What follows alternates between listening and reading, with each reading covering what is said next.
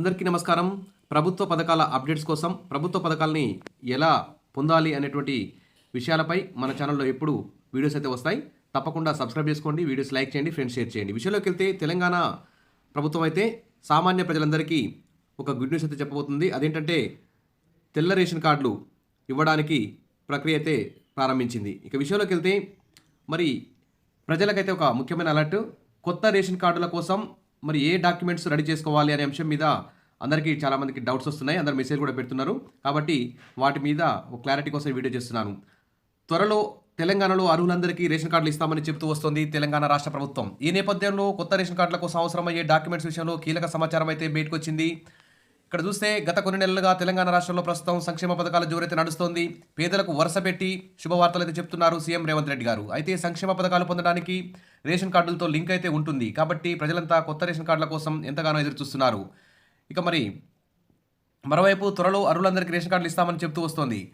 గత ప్రభుత్వం కేవలం 50,000 రేషన్ కార్డులు మాత్రమే ఇచ్చారని, ఈసారి దాదాపు 15 లక్షల మందికి కొత్త రేషన్ కార్డులు ఇస్తామని ప్రభుత్వం అయితే ప్రకటిస్తుంది. అయితే మరి కొత్త రేషన్ కార్డు పొందడానికి ప్రభుత్వం కొన్ని డాక్యుమెంట్స్ రెడీ చేసుకోవాలని, ఈ డాక్యుమెంట్స్ ఆధారంగానే కొత్త రేషన్ కార్డుల జారీ ఉంటుందని సోషల్ మీడియాలో సమాచారం అయితే వైరల్ అవుతున్నాయి.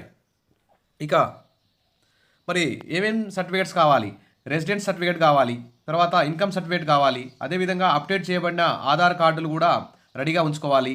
తర్వాత ప్రజలంతా రెడీ చేసుకోవాలని అంటున్నారు. కొత్త రేషన్ కార్డు అప్లికేషన్తో పాటు ఈ డాక్యుమెంట్స్ జత చేయాలని అధికారులు అయితే చెప్తున్నారు. ఇంకో ముఖ్యమైన విషయం ఏంటంటే పాత రేషన్ కార్డులు అన్నిటినీ మార్చాలని ప్రభుత్వం అయితే భావిస్తుంది. ఎందుకంటే పాత రేషన్ కార్డుల స్వరూపం పూర్తిగా మార్చేసి కొత్త రేషన్ కార్డులు ఇవ్వాలని, స్మార్ట్ కార్డు ఇవ్వాలని తెలంగాణ ప్రభుత్వం అయితే డిసైడ్ అయ్యారని సీఎం గారు అయితే చెప్తున్నారు.